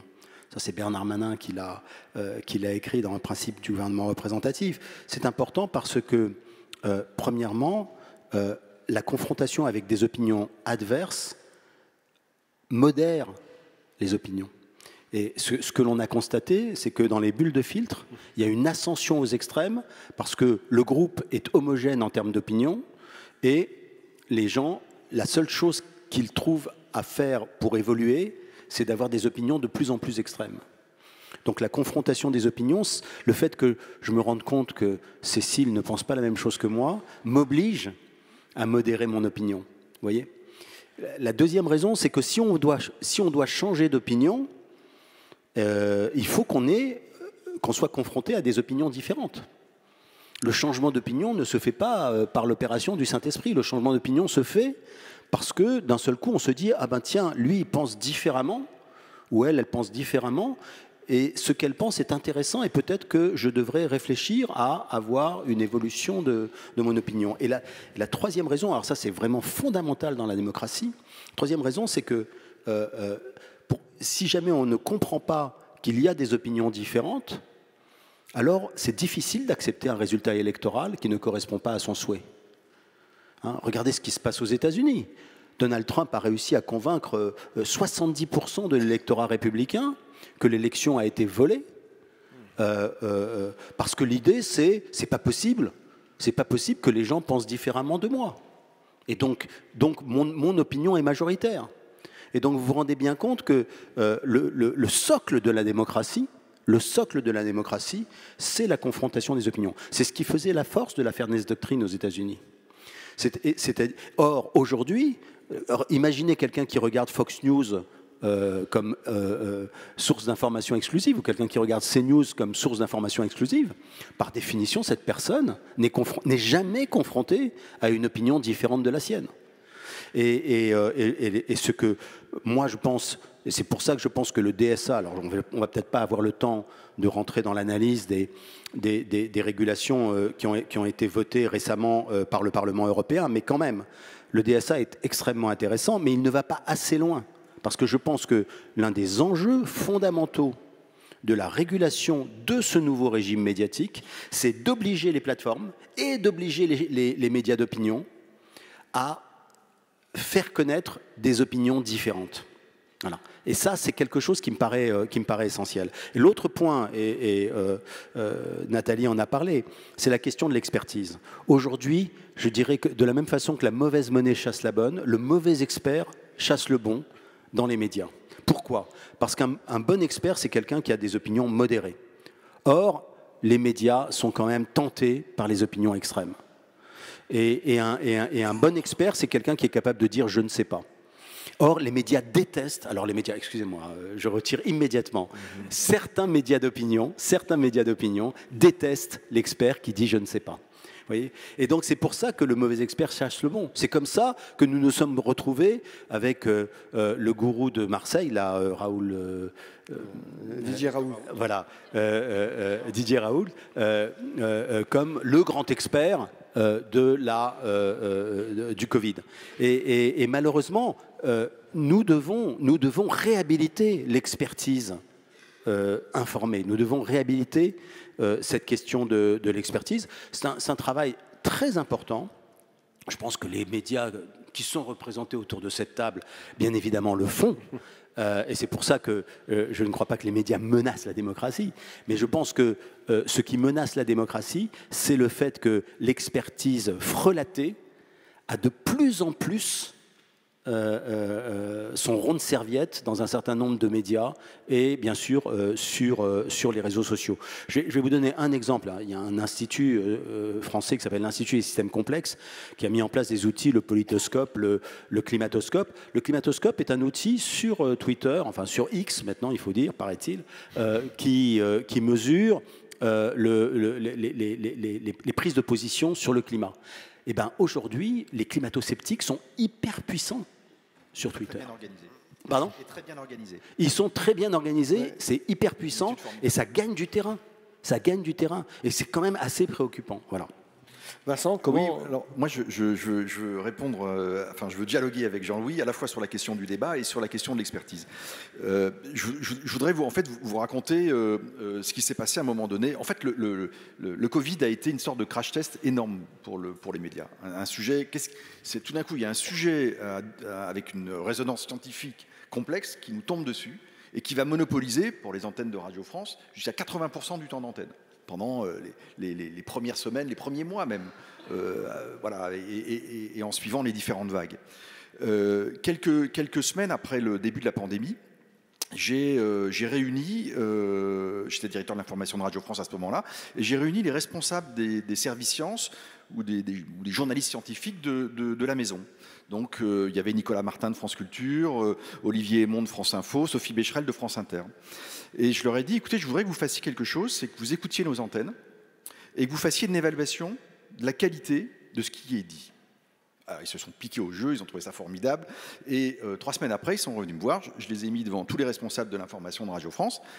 Et ils ont été extrêmement critiques en disant, au début, c'était très très mauvais. Ça commence à être mieux, mais il y a encore un chemin, les amis. Alors, qu'est-ce qu'ils disaient ? Ils disaient des choses que disait Jean-Louis. Il disait... pas le bon choix des experts, et surtout, la manière d'interroger les experts était problématique. C'est-à-dire qu'en fait, le sujet d'actu tombait, donc c'est la dernière déclaration d'eux. Et sauf que l'expert qui avait été invité, c'était pour la déclaration précédente. Et donc on interrogeait l'expert sur un sujet dont il n'était pas l'expert. Et au lieu de dire « je ne sais pas », c'est là où les responsabilités sont partagées, il croyait devoir, puisqu'il avait son moment de lumière et son quart d'heure de célébrité, il croyait devoir répondre. Voilà. Et donc on interrogeait un urgentiste sur un problème d'épidémiologie, on interrogeait, etc. Et ça, c'était problématique, bien évidemment. Et ensuite, comme c'est un sujet qui était systémique, les journalistes politiques ou les gens qui faisaient des interviews laissaient dire aux politiques des choses énormes, sans avoir le minimum de background pour dire « attendez, là, vous avez affirmé un truc, mais on va quand même vérifier, on y revient dans le journal suivant ou dans le flash suivant, où on met une équipe dessus, mais etc. » Et donc, on était tous un peu, et je fais le procès de personne, j'aurais été dans la même situation qu'eux. Et donc, et ça m'a énormément aidé pour dire, en fait, sur la question du dérèglement climatique, on voit bien que le truc est systémique. C'est-à-dire qu'il faut former les gens qui font les interviews, les gens qui font les flashs, les rédacteurs en chef, le service économie, le service politique. Et il faut qu'à un moment donné, devant un politique, quand l'un des politiques, je ne vais pas donner son nom pour ne pas faire de polémique, mais dit par exemple 50 éoliennes en mer, c'est la même production d'électricité qu'un réacteur nucléaire, j'aurais été dans la même situation. Hein. C'est-à-dire que si j'avais entendu un politique dire ça, et il l'a dit sur une de nos grandes antennes dans une matinale, j'aurais été embêté pour réagir. J'aurais peut-être dit, c'est ce qu'il faut dire, c'est ce qu'il faut faire. C'est qu'on essaye de décontracter les journalistes en leur disant ça. Surtout, vous dites, on vérifiera. Ce point-là demande réflexion, on vérifiera. Ne serait-ce que simplement allumer une toute petite lumière chez l'auditeur en disant, attention, il y a peut-être un truc là qui mérite une toute petite réflexion. Bon. Et là, le journaliste a laissé passer le truc sans réagir. Et bien, derrière, on a été attaqué en disant vous avez laissé dire un truc qui est une énormité. Mais ça arrive tout le temps. Ça arrive tout le temps. Et on a eu d'ailleurs des auteurs du GIEC qui sont venus à un moment donné frapper à la porte en disant non, mais nous, on écoute les radios du service public, mais il y a des trucs là, ça va pas. Donc on sort de nos labos parce qu'on ne peut plus rester dans nos labos. On considère que quand même il y a le feu et donc maintenant il faut trouver le moyen, etc. Et voilà, donc ça c'est l'utilisation de l'expert. D'abord, un jour dans une matinale de France Culture, il y avait 2 scientifiques sur la question du vaccin. Et Guillaume Erner, et là, quand j'ai entendu ça, je lui ai dit non, il est vraiment gonflé. Et en fait, il avait complètement raison. Il a dit attendez, avant de parler, je vais vous interroger. Déclaration d'intérêt. Quel est votre parcours professionnel? Pour qui avez-vous travaillé? Est-ce que vous avez des choses à dire sur vos liens d'intérêt? Ils ont été excellents tous les deux. C'est-à-dire, un, ça ne les a pas désarçonnés. 2, ils ont expliqué qu'à un moment donné, bah oui, il faut bien travailler pour tel ou tel labo si on veut expérimenter un truc, etc. Voilà les conditions dans lesquelles ça a été fait, voilà, etc. Et après, il a démarré l'interview. C'était remarquable. Bien évidemment, il faut un peu le temps de France Culture et la durée de France Culture pour pouvoir faire ça. Mais j'ai trouvé que c'était très très malin. Parce que du coup, ça a crédibilisé, ça a réinstauré une crédibilité de l'expert, pour le coup. Donc il y a quand même des choses à faire dans les modes de traitement. Un autre matin, il y avait un sujet sur l'hôpital. Un grand chirurgien était invité sur France Info. Et puis le rédacteur en chef de Nuit a le réflexe d'aller quand même mettre le nom du gars dans un moteur de recherche bien connu de nos services. Et le journaliste s'aperçoit que ce grand chirurgien avait été aussi candidat à une élection législative avec un dossard politique, en l'occurrence la France Insoumise. Mais qu'importe, ça aurait été les Républicains, Renaissance, etc., c'est la même chose. Et donc, en présentant ce grand chirurgien, il a été dit aussi par le journaliste qu'il était, etc. Le gars était furieux. Mais donc, vous voyez, la façon dont on doit... encore plus dans l'audiovisuel, parce que c'est immédiat, mais dire qui parle, donner le statut de la personne, dire quelque chose de son histoire, et lui poser la question dont il est le spécialiste, mais pas à côté, c'est-à-dire s'interdire de dire non, mais on ne vous interroge pas là-dessus, parce que pas de facilité en fait, et tant pis si la montre tourne, et voilà, parfois il faut tenir l'antenne, donc il y a aussi des contraintes, vous voyez, il faut jongler entre plusieurs contraintes. Et ça, c'est une discipline, et c'est vraiment très important de le faire. Et je termine juste en disant, Jean-Louis, tu as parlé de l'apprentissage du débat. Ça, je pense qu'il y a quand même une partie de notre sujet là, qui tient quand même à l'éducation aux médias ou à l'éducation à l'information, mais presque à l'hygiène qu'il faut qu'on ait dans ce contexte-là, dans ce dérèglement médiatique, qu'on ait tous. Il y a quelque chose qui me fait penser dans la culture juive, il y a ce qu'on appelle le pile-poule. Alors j'en fais une version vulgarisée qui consiste à... Il y a plein de familles qui ont fait ça. Moi, je ne suis pas ici d'une culture juive, mais j'ai plein de copains qui ont vécu ça dans leur enfance. Discuter, un sujet de discussion du soir, et les parents disaient Ah tiens, tu penses ça? Ok, maintenant tu penses explique-nous le point de vue contraire. Tu prends la position de l'inverse de ce que tu viens de nous dire. Et ça, c'est extrêmement formateur. Vous allez chercher les arguments en disant, mais tiens, si je pense le contraire là-dessus, qu'est-ce que je vais dire? Quels sont les arguments qui me paraissent les plus solides? Et là, vous apprenez une forme de dialectique, d'apprentissage du débat contradictoire, et surtout, vous apprenez une forme de modération et de débat civilisé. Les désaccords, ça fait partie de la vie. Il faut absolument du débat contradictoire, mais il faut le faire de façon civilisée, quand même fondée sur des faits et des connaissances. Ça, je pense que c'est quand même mieux. Mais il y a un apprentissage collectif à ça, surtout aujourd'hui, parce qu'on voit bien que les débats s'hystérisent tout de suite. On le sent, et même dans la rue, dans la façon dont on se croise les uns les autres. Dans cette histoire de confiance, je termine juste là-dessus, pardon, je suis bavard, mais il y a quelque chose qui me... Pourquoi en France, par exemple, l'un d'entre vous, je ne sais plus si c'est Nathalie, je crois que c'est toi qui a cité les 29% de taux de confiance dans les médias et dans l'information. C'est un chiffre 28. Bon. 28. Dans le Reuters Institute, la France, c'est 29. Bon. Et dans les pays européens, avec 29%, les deux pays qui font moins bien, c'est la Hongrie et la Slovaquie. Donc il y a une singularité française. Pourquoi en France, la question de la confiance en l'égard de l'information est différente? Ça serait un autre sujet, je ne vais pas y revenir en détail, mais il y a des explications économiques et historiques. Et sur ce sujet j'ai perdu le fil de ce que je voulais vous dire du coup, mais sur ce sujet de la confiance, c'est quand même... J'ai retrouvé ce que je voulais vous dire. Quand vous interrogez par exemple un économiste comme Yann Algan, ou Daniel Cohen, qui malheureusement a disparu ces dernières semaines, je lui avais posé cette question, et il m'avait dit, non mais attends, nous il y a un truc qu'on a dans nos stats, qui est sur la longue durée. Hein. C'est une question qu'on pose dans tous les pays du monde, et on l'a sur je ne sais pas combien de décennies. La question c'est, faites-vous confiance à votre voisin? L'un des pays les plus mal classés, c'est nous les amis. On ne fait pas confiance à notre voisin.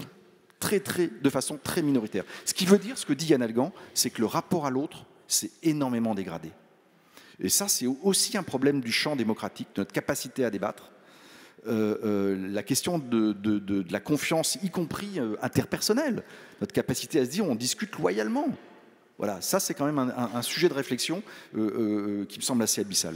Merci à tous les quatre. On va passer aux questions de la salle. C'était passionné. On voit bien que tout le monde a beaucoup d'arguments et c'est très constructif. Est-ce que dans la salle, puisqu'il nous reste un quart d'heure, est-ce que dans la salle il y a des questions? Oui. Alors du coup, donc Axel Marteleur pour le Conseil nancéen de la jeunesse, qui, après un process de 4 semaines de travail sur ces questions, a élaboré plusieurs interrogations sur ce sujet. Et en vous écoutant, j'ai été surpris. Vous avez beaucoup parlé du nouveau régime médiatique sur le plan économique, sur le plan technologique. Nous, nos préoccupations ont été tout autres. Nous, aujourd'hui, ce qui nous inquiète beaucoup, c'est les atteintes à la liberté de la presse. Et l'actualité récente, on pourrait parler d'Ariane Lavrieux, mais on pourrait également parler beaucoup plus lointainement du secret des affaires, des tentatives de dissolution de Nantes Révoltée, de différentes violences policières à l'égard de certains journalistes. Et ça, nous, au niveau démocratique, c'est davantage ça, en tant que citoyens, qui commence à sérieusement nous inquiéter, bien plus que, je suis désolé pour vous, vos modèles économiques. Alors, oui. Moi, je suis déjà d'abord extrêmement contente que vous soyez soucieux et que le conseil que vous représentez soit soucieux de la liberté de la presse, parce que je pense que c'est évidemment fondamental et que c'est une notion qui, malheureusement, je crois, se perd un peu. Pourquoi c'est important la liberté de la presse? Souvent, malheureusement, les gens entendent liberté de la presse, donc liberté des journalistes. Voilà. Mais en fait, c'est pas la liberté des journalistes, c'est la possibilité et la liberté défendue constitutionnellement d'informer nous tous et vous tous citoyens. Et c'est vrai que cette notion, elle se perd un peu en fait comme un pilier de la démocratie, et ce qui permet aussi au pouvoir d'avoir étendu son filet et d'avoir contourné la loi de 1881 qui protège la liberté de la presse. Voilà. Donc un des piliers de la liberté de la presse, c'est évidemment le droit de pouvoir publier n'importe quelle feuille sur Internet aujourd'hui ou hier dans la rue.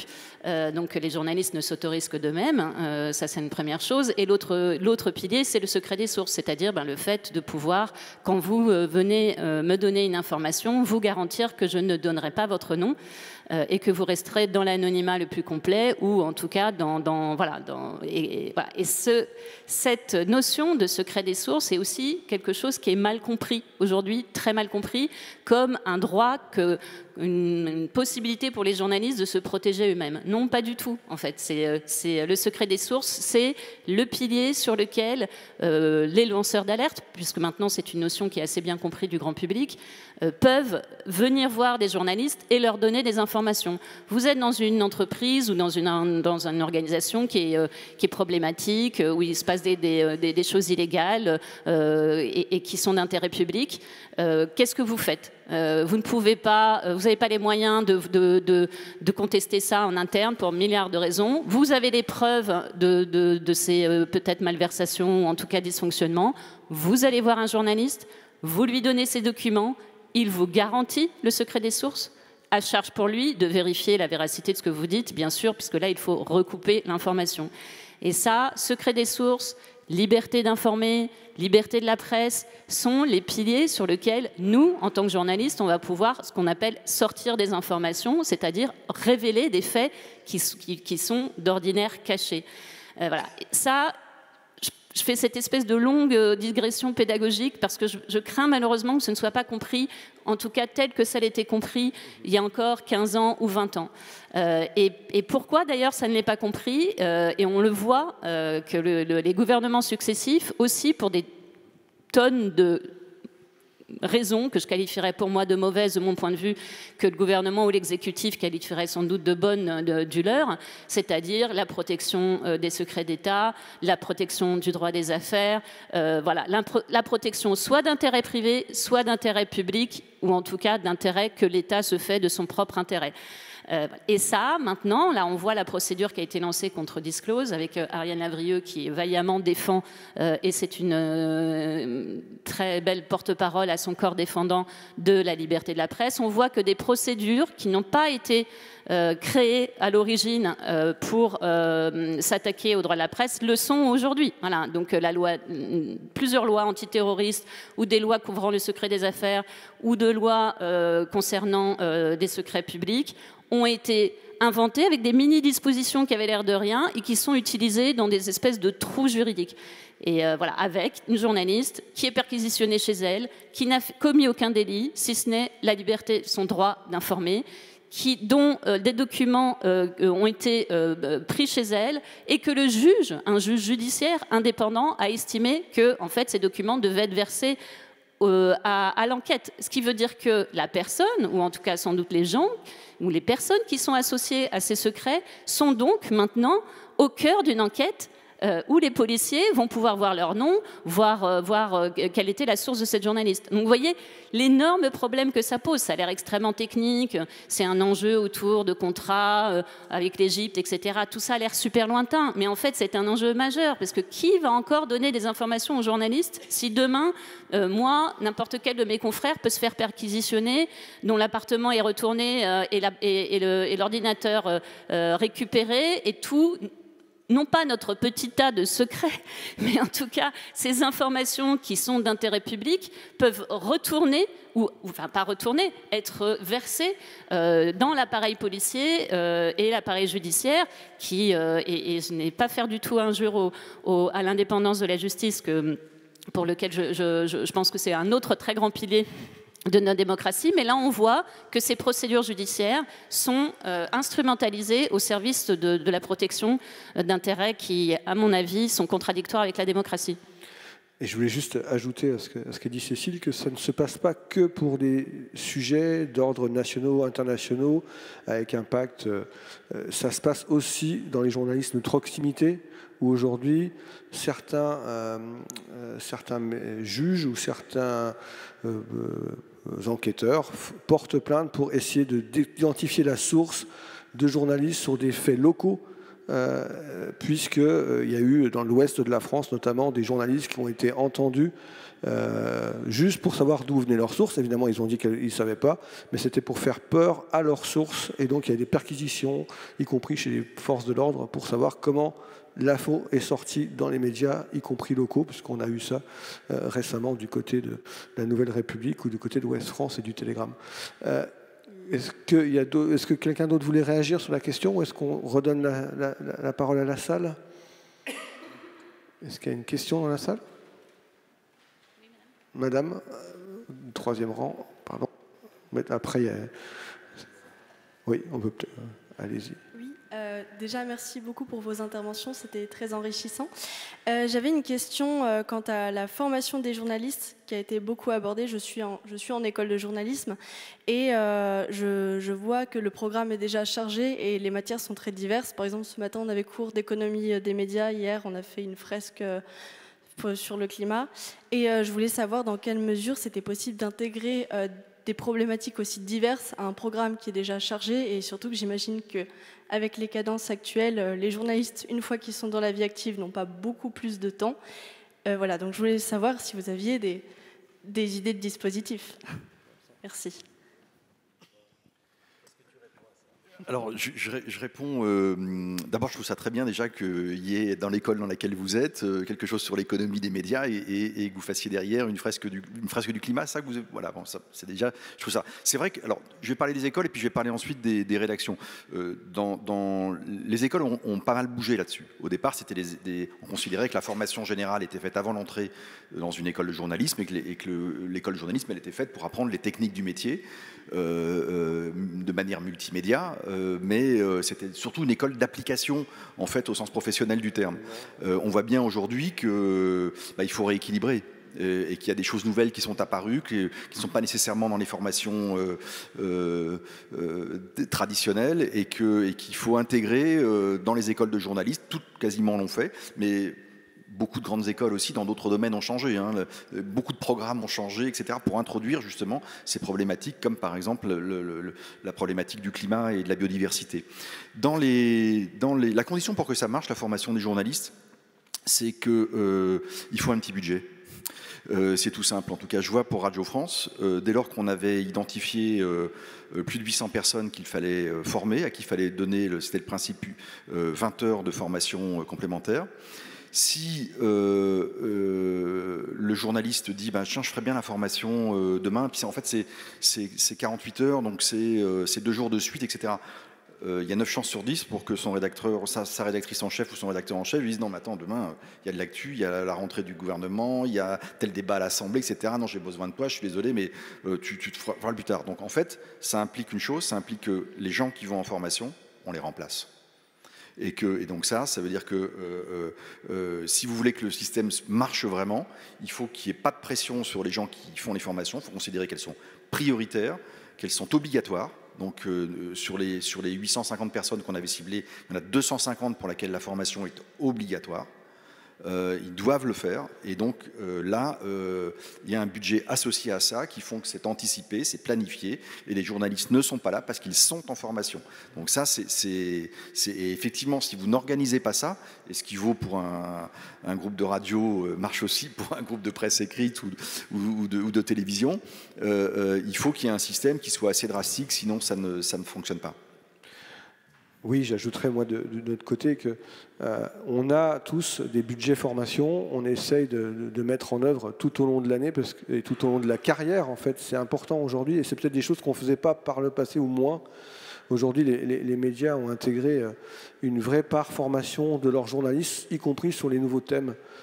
Et puis, il y a des initiatives au sein du groupe EBRA. On a lancé une licence professionnelle en association avec l'ESJ, qu'on a basé en alternance, et pour que ça puisse permettre à des personnes qui n'avaient pas les moyens forcément de pouvoir aller faire une école de journalisme loin de leur territoire, notamment du territoire du Grand Est, de pouvoir se former sur place et d'être dans des agences locales. Tout ça aussi pour dire qu'il y a des budgets dans nos entreprises, dans nos groupes de presse, il y a des budgets, et de plus en plus, on laisse la place à la formation, et ça devient une priorité au regard de ce qu'on a dit tout à l'heure, parce qu'on est bien conscient que l'idée de dire on n'a pas le temps de les former, c'est une erreur dans la durée, en fait, et ce n'est pas un investissement, c'est un désinvestissement. Vous aviez une question tout à l'heure, madame, au fond? Non. C'était madame en blanc, pardon, qui était... On vous rendra après, alors, du coup. Oui, madame?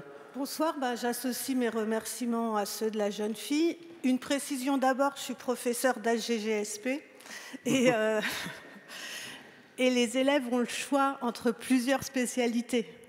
Et il y en a de plus en plus qui combinent HGGSP avec SVT, justement parce qu'ils s'intéressent aux questions environnementales. Et alors j'ai une question qui n'est pas très optimiste, mais vous parliez d'éclairer les citoyens par l'information. Mais pour être éclairé par l'information, il faut considérer les journalistes comme des sources de lumière. Or, vous avez dit que 29% de la population seulement vous fait confiance. Et il y a une confusion de plus en plus grande, me semble-t-il, entre les faits et l'opinion. Et j'ai vu un livre, Le siècle des populismes. Il y a aussi une revanche de tout un tas de personnes qui se sentent, alors à tort ou à raison, mais très amères, très en colère, très opprimées par le système. Et pour eux, justement, ne pas vous croire est une forme de revanche. Et comment on peut continuer à éclairer des personnes qui sont structurées par leur opinion et qui avancent ces opinions face à un système qu'ils considèrent comme une manipulation? C'est une excellente question, madame.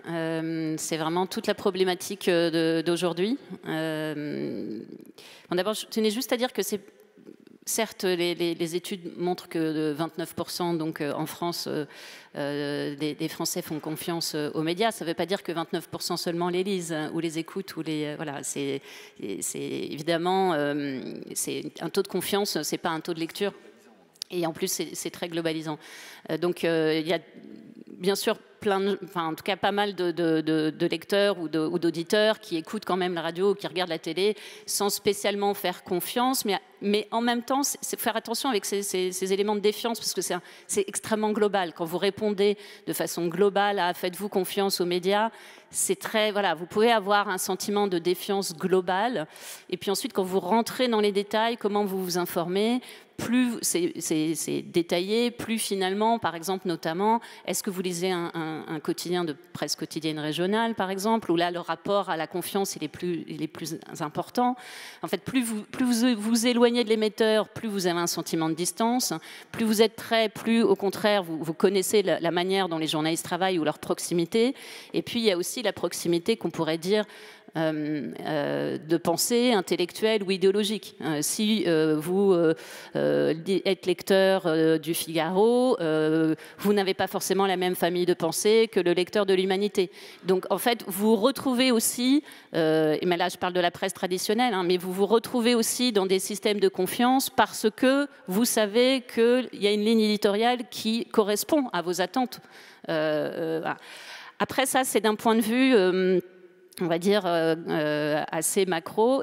La question de la polarisation de la société et du fait que certaines personnes ont fait presque religion du fait qu'ils s'opposent aux médias, ou ils s'opposent au système, ou ils s'opposent aux élites, est une question bien plus, qui dépasse largement, on va dire, notre débat. C'est une question politique extrêmement importante. C'est une question qui se mêle à la manière, en fait, dont les populismes aujourd'hui prospèrent sur l'épuisement, un certain épuisement de notre système démocratique.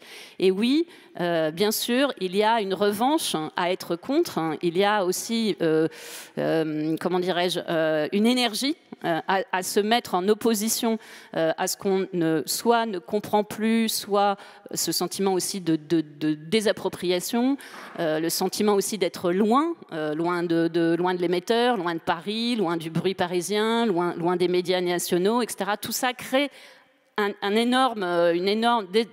d'énormes fractures qui sont évidemment extrêmement problématiques. Je pense que les médias aujourd'hui ont vraiment cette conscience-là. C'est très difficile de lutter contre ça.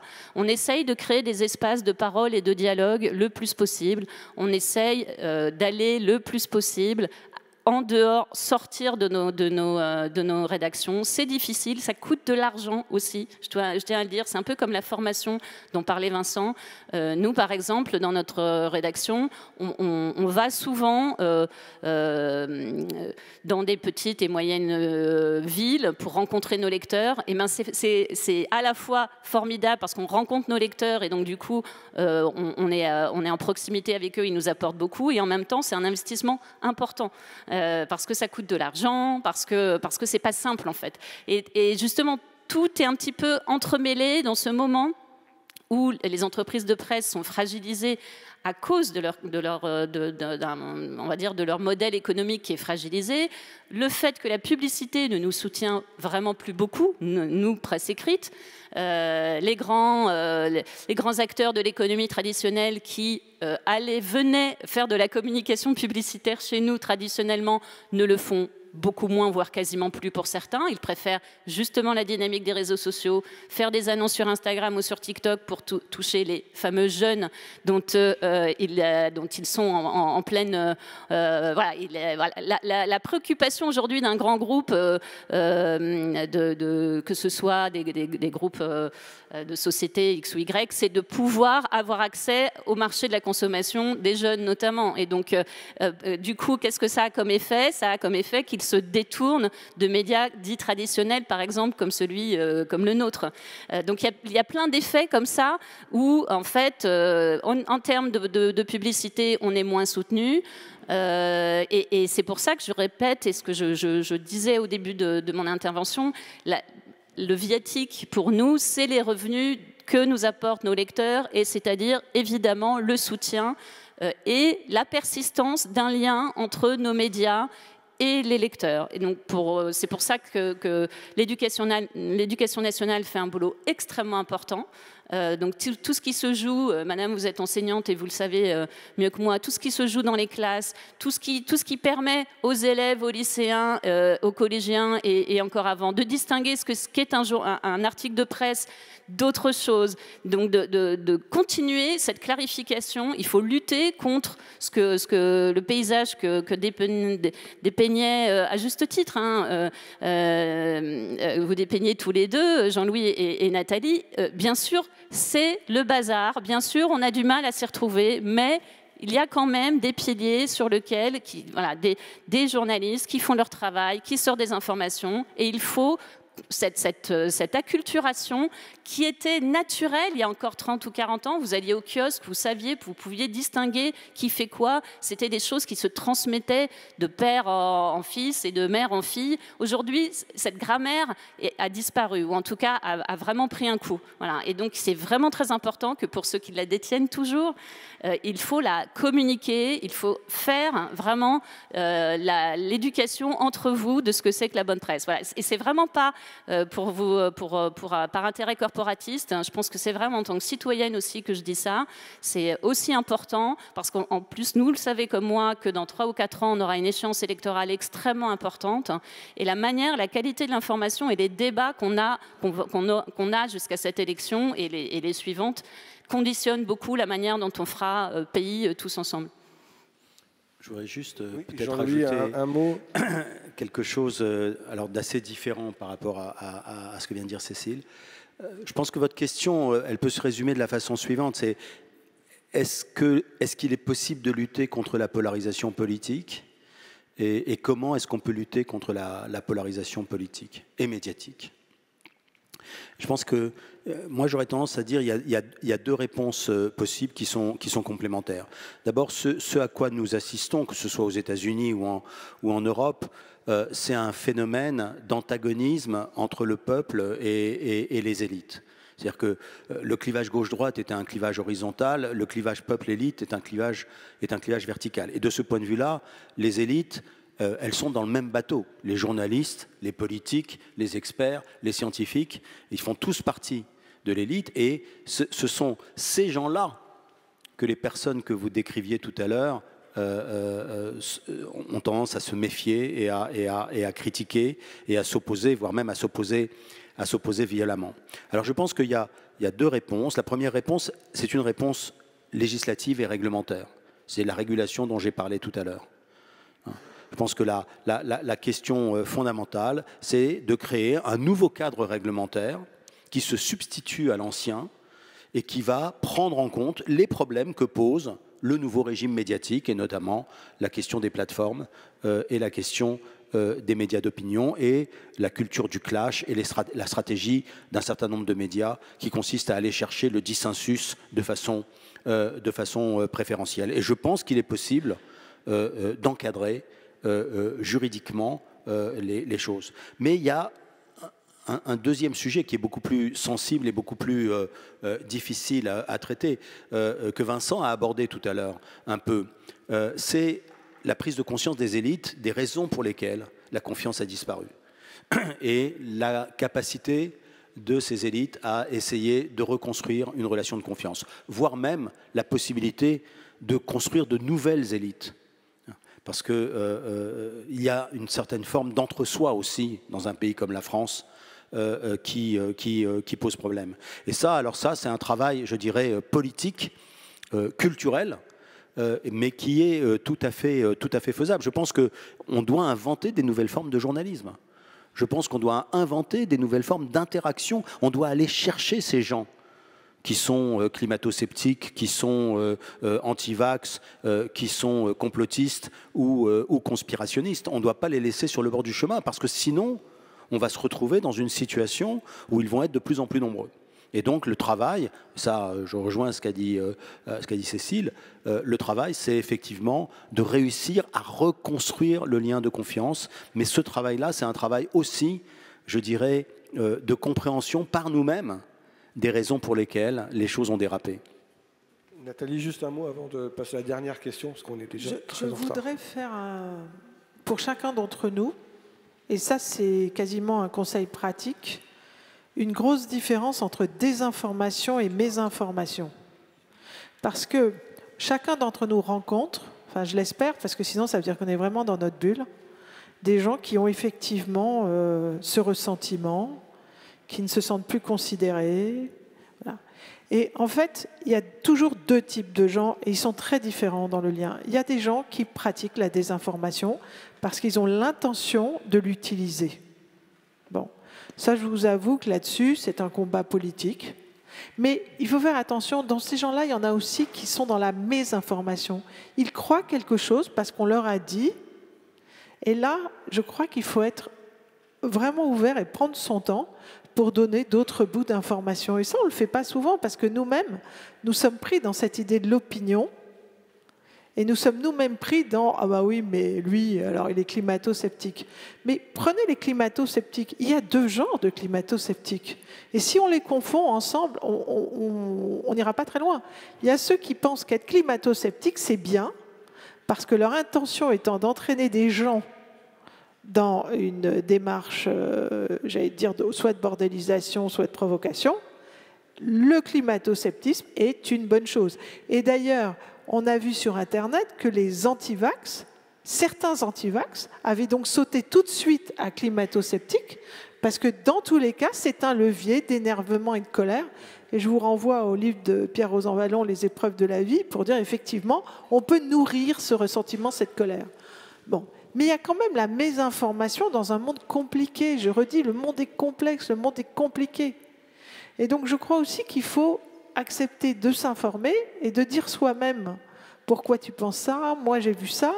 Et par exemple, il y a une petite quelque chose qui a été pratiqué contre le djihad, qui était de mettre, chaque fois que quelqu'un cliquait partir pour le djihad, enfin un certain nombre de mots-clés, de mettre juste à côté, sur la fameuse plateforme dont Vincent parlait, de mettre juste à côté des liens d'information sur un certain nombre d'informations qui contrebalançaient, auxquelles ils pouvaient cliquer ou pas.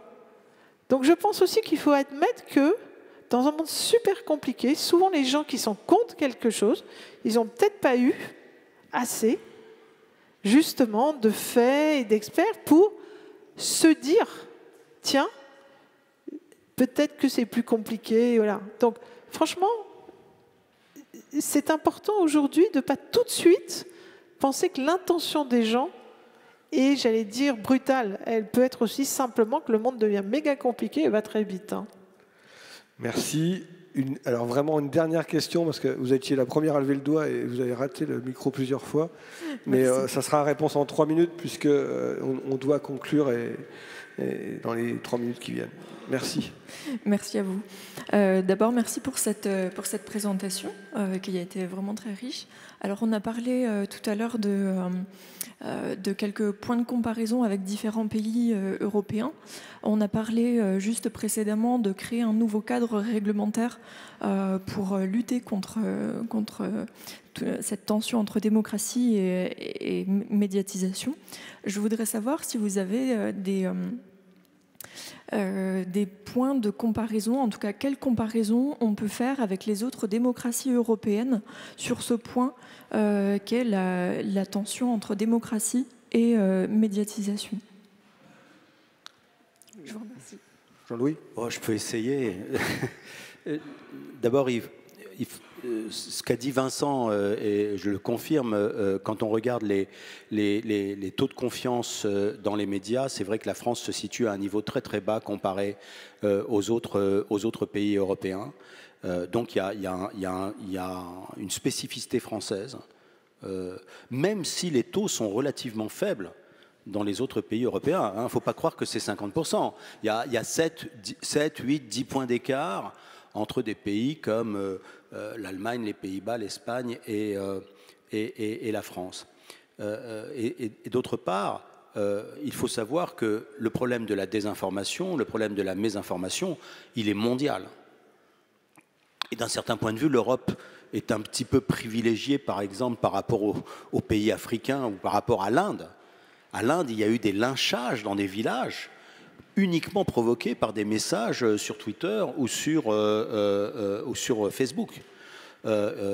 TikTok, c'est épouvantable dans un certain nombre de pays. Donc de ce point de vue-là, il y a le problème.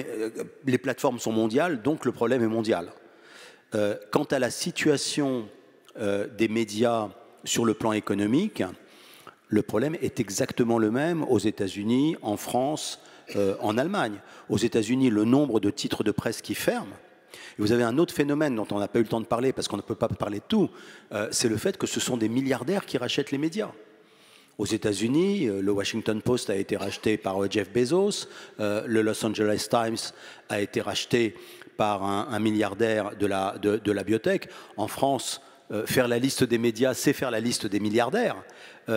C'est une question qui mérite quand même une certaine attention. Mais ce phénomène-là, le fait qu'aujourd'hui les médias sont dans des situations financières extrêmement difficiles, n'est pas spécifique à la France. Moi, je connais bien un pays comme l'Espagne. El País est dans une situation compliquée.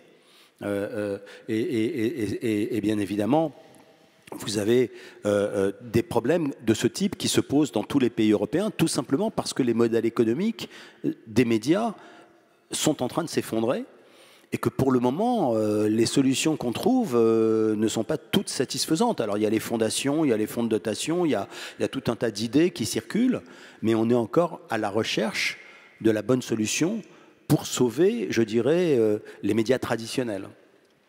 Merci Jean-Louis, je pense que ça sera le mot de la fin.